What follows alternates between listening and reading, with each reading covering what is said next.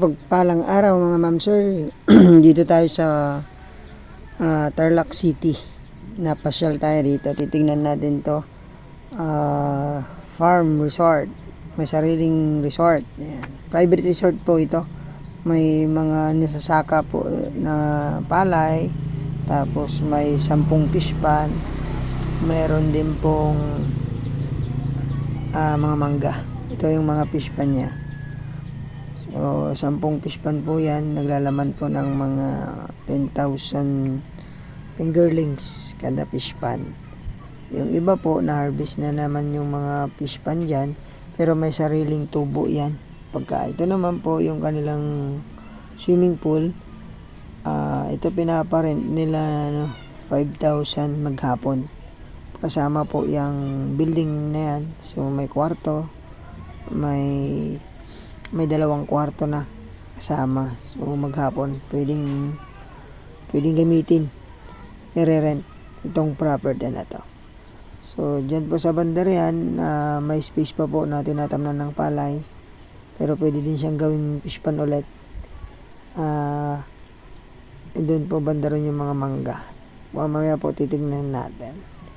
So maganda tong property na to dahil kumpleto naman siya, fish pan at animan ng palay. Yung tubig po kasi ng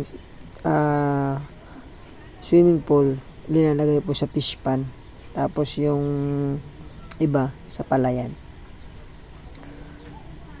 Ayan po.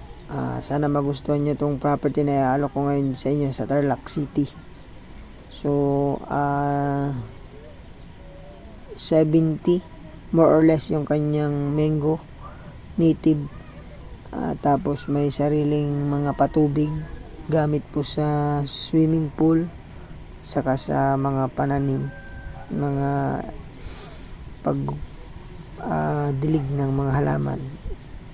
Diyan po, part na po dito ay taniman pa rin ng palay ito. So estimate ko parang 3 hectares yung natatamnan ng palay. Ayan po yung isang room. Kasama po dito. Lahat po ito pwedeng i-avail sa 4,000 to 5,000 daw ang rent ng private resort na to. Palabas po tayo sa mga manggahan. Ayan po, may tubig, may kuryente, internet sa property na to mga ma'am sir. Ayan, ang ganda po. Ayan po yung bahay. Kasama po sa rent yan. Napakaganda pong private resort. Binibenta na po ng may-ari. So, ito, 10 minutes lang from town proper ng Tarlac City. Ito yung mga manggahan po niya. Palabas tayo. May mga tanim yan na mga tamarind na matatamis, niyog, tapos may iba't ibang prutas pa siya na nakatanim sa property na to. Along Barangay Road po ito. Mamaya makikita natin dun sa Barangay Road, labas tayo. Inuna natin dito sa likod para makita na natin yung ganda ng property na to mga ma'am sir. From Manila, less than 2 hours. Exit tayo ng Herona tsaka Fora. Ayan, Teplex. Pero pwede din daw po sa sa may Kapas, Tarlac ang excitan nito. Itong property na to, titled property mga ma'am sir, 5 hectares siya. Pangalan po nung mag-asawa. So, dyan makakausap ko mamaya yung seller nito para matanong natin yung fixed price nila. Wala pa po kasi siya nung dumating ako. Nakabiyahe pa lang. Yung anak pa lang po yung nandito.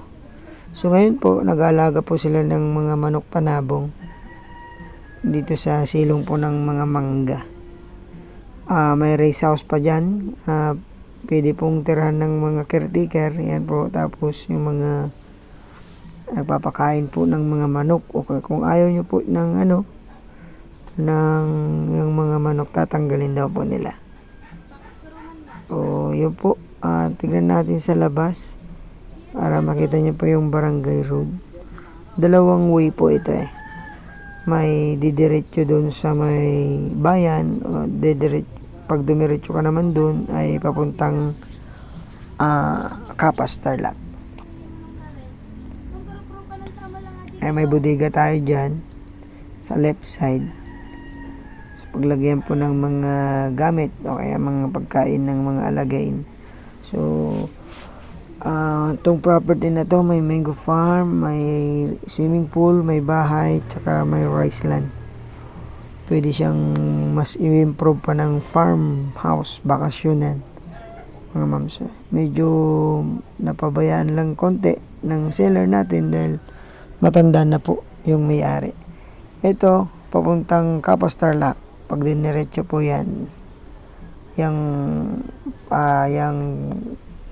toll lane na yan. So ito, provincial road to, papuntang Kapas, bayan ng Tarlac City, mga ma'am sir. Napakalapit lang. 8 to 10 minutes nandun ka po sa property. So sa harap nakabakod po ang ating property. At ito nga, 5 hectares po, mga ma'am sir, dito po sa bayan po ng Tarlac City. Ayun po ang selling price ni seller dito, 800 per square meter. Thank you po. God bless sa ating lahat.